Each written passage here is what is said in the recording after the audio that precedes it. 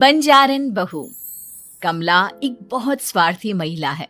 उसने पैसों के लिए एक ऐसे इंसान से शादी की जो पहले से शादीशुदा और एक बच्चे का पिता भी था। कमला के पति को मरे हुए एक अरसा बीत गया है। अब वो अपने सौतेले बेटे वैभव के साथ रहती है। वैभव के दिल में अपनी माँ को लेकर इतना डर है कि वो अपनी माँ के सामने एक शब्द नहीं बोल पाता।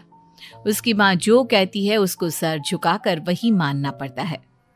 वैभव, तुमने अभी तक घर का काम क्यों नहीं किया? तुमसे कितनी बार कहा है कि सूरज निकलने से पहले तुम घर की साफ सफाई पूरी कर दिया करो।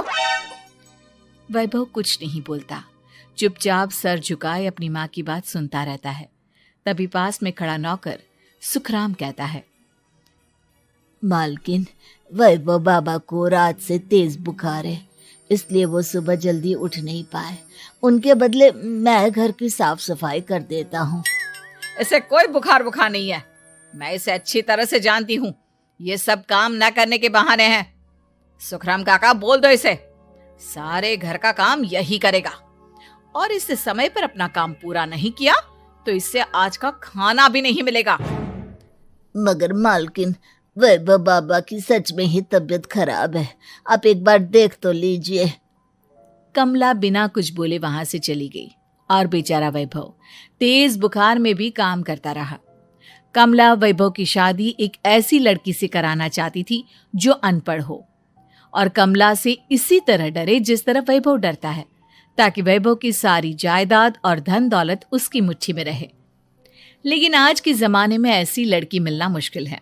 कमला कार में यही सब कुछ सोचती जा रही थी कि तभी रास्ते में, अरे ड्राइवर, तुमने कार क्यों रोक दी?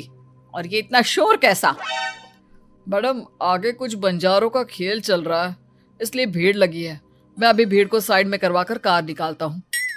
ड्राइवर भीड़ को साइड करके कार निकालने की कोशिश करने लगा कि तभी कमला की नजर रस्सी पर चल रही एक फुलवा नाम की बंजारन पर पड़ी।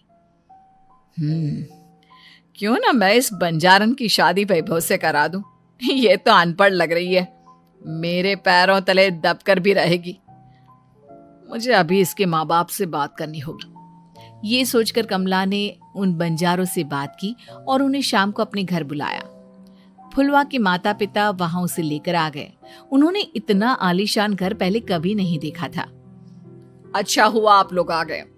देखिए, मुझे घुमा फिरा कर बात करने की आदत नहीं है, इसलिए सीधे सीधे मुद्दे पर आती हूँ। मुझे आपकी बेटी बहुत पसंद है। मैं अपने इकलौते बेटे की शादी आपकी बेटी फुलवा से कराना चाहती हूँ।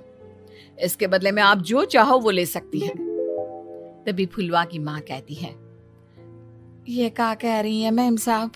कहीं आप हमारी गरीबी का मजाक तो नहीं उड़ा रही ना? आप मेरे बेटे से मिल लो। अगर आपको मेरा बेटा पसंद आता है तो मैं कल से ही शादी की तैयारी शुरू कर दूंगी। सुखराम, वैभव को लेकर आओ। फुलवा अपनी माँ के कान में फुसफुसाती है, माँ, कहीं इस मेम साहब का छोरा पागल तो ना है? फुलवा अपनी माँ से बात कर रही होती है कि वैभव वहां आता है। फुलवा उसे देखती ही रह जाती है और उसके माता पिता उसकी शादी तय कर देते हैं। शादी वाले दिन किसी को फुलवा और वैभव की बेमेल विवाह की बात समझ में नहीं आती। फिर भी एक औरत कमला से पूछ ही लेती है, कमला जी, आपने अपने इकलौते बेटे की शादी देहाती गवार से क्यों करा दी? ये बंजारन आपके घर की बहू बनने लायक तो नहीं है। कम से कम अपने स्टेटस का ही ख्याल कर लिया होता। बहू तो अपने टक्कर की लाती, आपने तो बंजारन को ही बहू बना लिया। अब कमला को समझ में नहीं आ रहा था कि इस बात का क्या जवाब दे। वो कुछ देर चुप रही और सोच समझ कर कहती है, बहन जी, आपको तो पता है आजकल के बच्चे किसी की बात कहाँ सुनते हैं। मैं तो अपनी बहू एक पढ़ी लिखी और अपनी सोसाइटी की ही ढूंढ रही थी।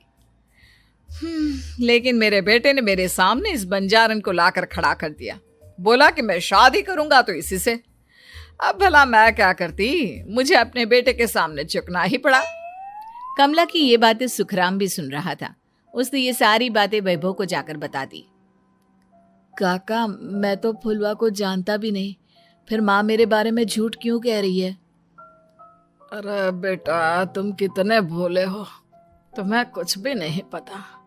तुम्हारे पिता अपनी सारी संपत्ति तुम्हारे नाम करके गए हैं।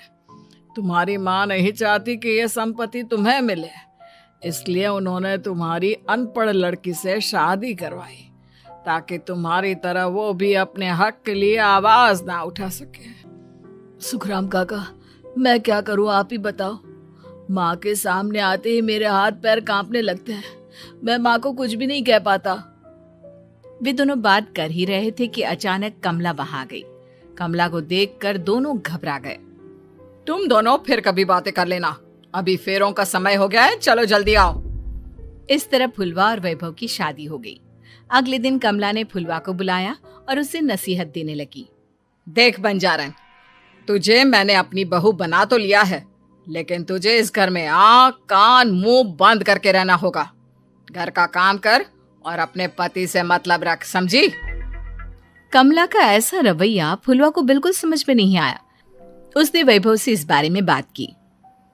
सुनिए ना, माँ जी ने जिस तरह मुझसे बात की मुझे अच्छा नहीं लगा। शादी से पहले तो वो मुझसे बहुत अच्छे से बात कर रही थी, लेकिन शादी के बाद उन्हें क्या हो गया? तुम ज्यादा मत सोचो, जैसा माँ कहती है वैसा ही करो। ये कहकर वैभव वहां से चला गया। अगले दिन वैभव को घर के नौकरों की तरह काम करता देख फुलवा को बहुत हैरानी हुई। फुलवा ने इस बारे में सुखराम काका से बात की तो सुखराम काका ने फुलवा को सारी बात बता दी। अब फुलवा को समझ में आ गया कि उसकी सास ने एक बंजारन को बहू क्यों बनाया।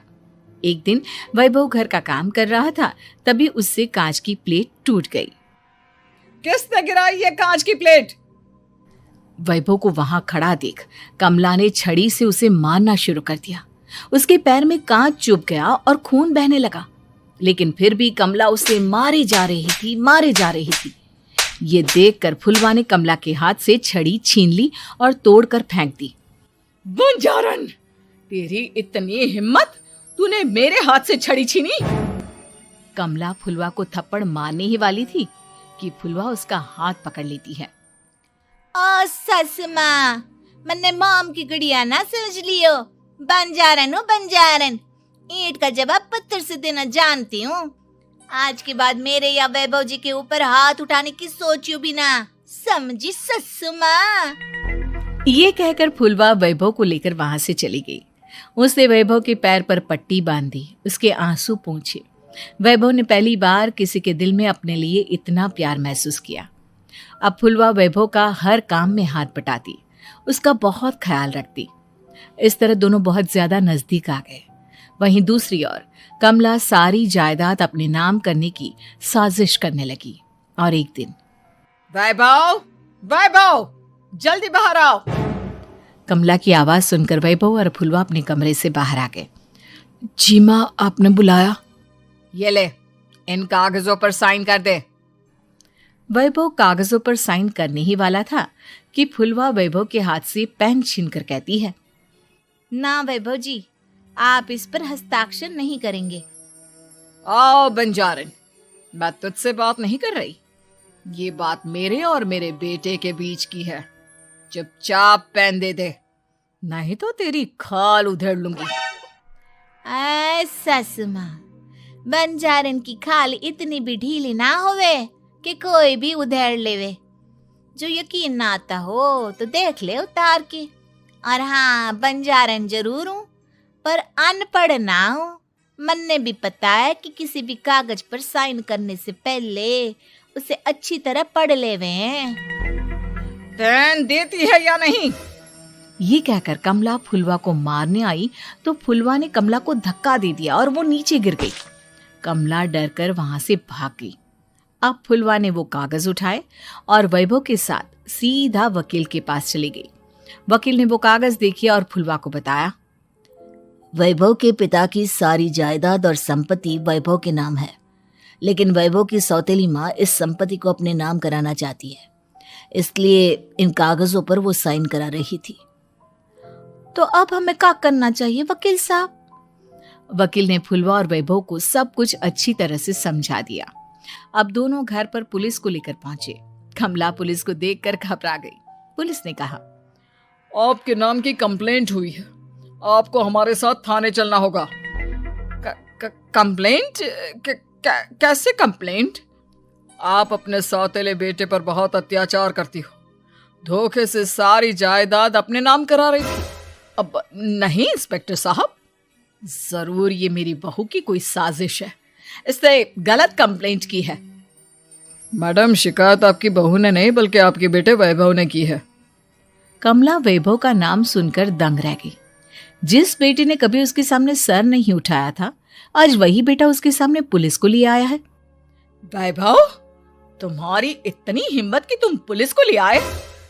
हाँ माँ, मैं लाया हूँ पुलिस को, और मेरे अंदर इतनी हिम्मत कभी ना आती अगर फुलवा मेरा साथ ना देती। आपने बंजारन बहू को लाकर अपने ही पैर पर कुल्हाड़ी मारी है माँ। मैडम, अब की बात खत्म हो गई हो तो चलो हमारे साथ। वैभव, मुझे माफ कर दो, मुझे थाने मत भेजो। आज के बाद मैं तुम्हें कभी नहीं मारूंगी, तुम्हें कभी परेशान नहीं करूंगी, मुझे माफ कर दो। वैभव अपनी कंप्लेंट वापस ले लेता है और पुलिस वहां से चली जाती है। वैभव अपनी सौतेली माँ से कहता है, मैंने पुलिस को वापस तो भेज दिया है, लेकिन मैं आपको माफ नहीं कर सकता। आपने बचपन से आज तक कभी मेरे सर पर हाथ नहीं रखा, हमेशा मुझे मारती रही, नौकरों की तरह बर्ताव करती रही। आप इस घर में नहीं रह सकती, चली जाइए यहां से।